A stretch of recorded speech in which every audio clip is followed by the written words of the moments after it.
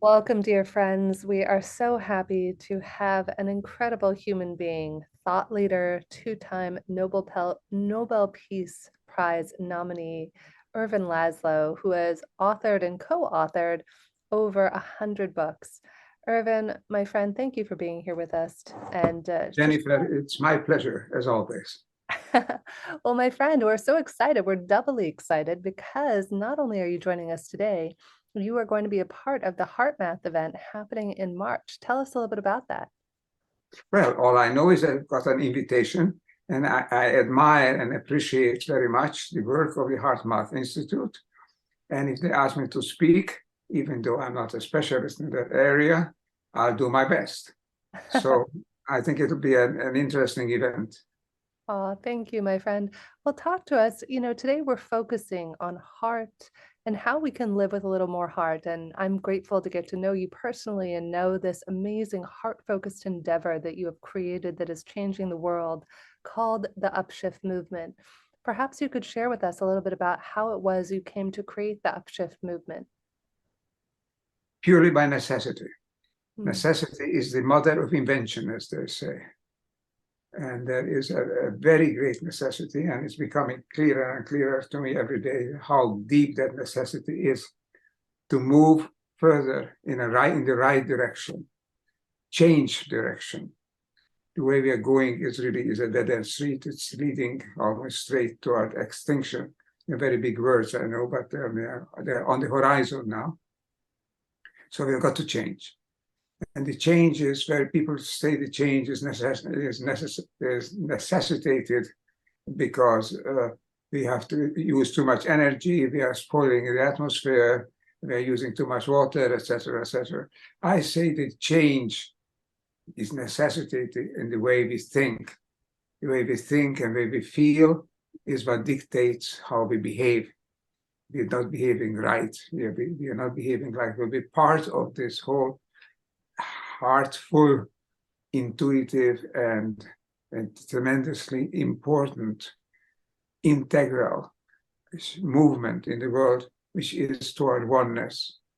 This rediscovering, because we have known that traditionally, rediscovering our connection to each other and to nature and to the universe. So the need is there. And to fulfill the need, you don't just need to drop our level of energy consumption or pollution and take better care of poverty, etc., and diseases and so on. They're all necessities.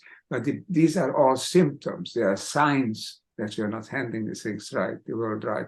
The real cause, the basis is our mindset, our consciousness, the way we think, the way we feel. So this brings me straight to the idea of the concept of the heart.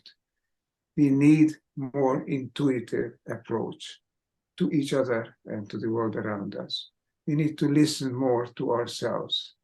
The authority for our change lies in us, not above us, in some ways, in a political or economic imperatives.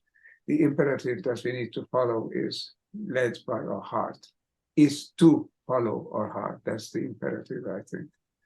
Intuition, I mean, that is when we perceive the world. We don't immediately see it as mathematical formula. We don't see it as machines.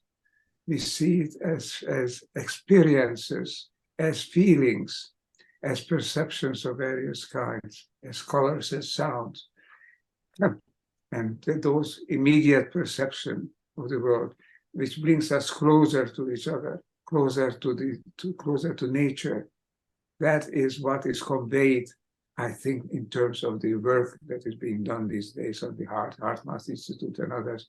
That is conveyed more by the heart than by the brain. What the brain gets is a rational part. It's a part that can be calculated, can be manipulated, but not the immediate perception, which Alfred North Whitehead called deprehension. Deprehension is an immediate, spontaneous understanding of the world around us. And that is understanding, that is the understanding that we need. And that understanding is conveyed, is perceived, is actually promoted, transmitted by the heart. We know that physiologically also nowadays. we've discovered it. There are many more energy centers in the heart. The radiation of the heart is stronger than much 5,000 times stronger than that of the brain. So we have a tremendous resource that has always been used by traditional people, by people who are living closer to nature and to each other. But it has been forgotten in this great, tremendous rush for personal benefit or national collective or enterprise benefit, immediate satisfactions, treating the world as though it was a mechanism that we could control as we want. We have forgotten that we are part of each other, and the heart perceptions reminds us, because the heart perceives us as a part of a larger whole. That's the experience. According to William James, that's also a religious experience. Certainly it's the spiritual experience of all kinds. The experience of being a part of something larger than we are. So we need to return to that experience so that we don't transgress the limits of how we can live and flourish on Earth. According to latest experimental examinations, scientific research of the 9 basic boundary conditions for human life on Earth, 5 have already been over transgressed. If you continue like this, then we'll move entirely beyond the limits of what is sustainable on this world. That will then we pay the price, the ultimate price. So I think, to answer your question, I think we need very badly to return to ourselves, which is being part of nature, part of Gaia, the system of life on Earth. And that is conveyed through the heart. Let's understand and appreciate our intuitions. Let's move with the heart, not just with the mind. The mind will follow. The mind, if we are open enough and not dogmatic about it, the mind will follow the heart. In that will follow up what is possible. What is possible is shown by the heart. A lot is possible, but not everything. We can't anymore treat the world as though it was our toy, our mechanism that we manipulate as we want. We have to treat it as a living system, as something which is the larger us. The ego is a small little bit of the large self, which is the human presence, the human love for system on the Earth. That is the largest set of systems. That's the largest system that we need to go with. I love your point, my friend, and I love your book, The Upshift.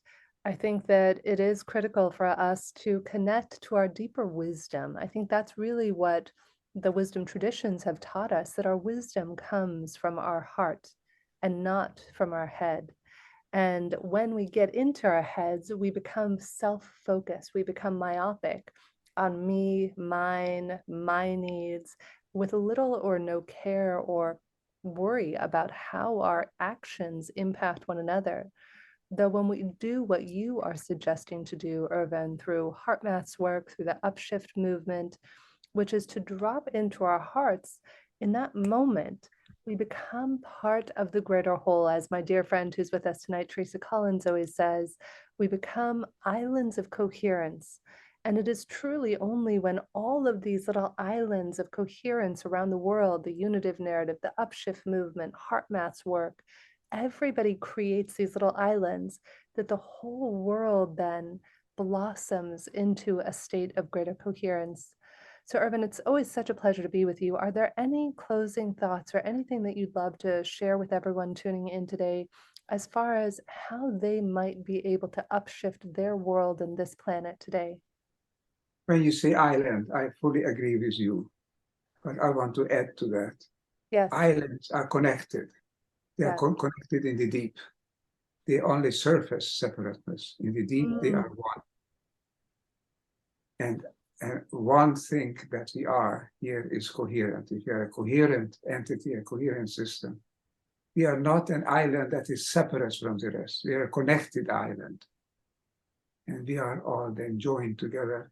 And there is something that we can, another keyword that we can use is resonance. We can work, we can heal each other, recover our sense that we are part of each other. And so the many islands, if they resonate together, they'll be connected not only in the deep, they'll be connected on the surface as well. And then we'll have a sea that is full of coherence, full of light, full of love. And that is the mission of humanity. We can only recognize it and act on it.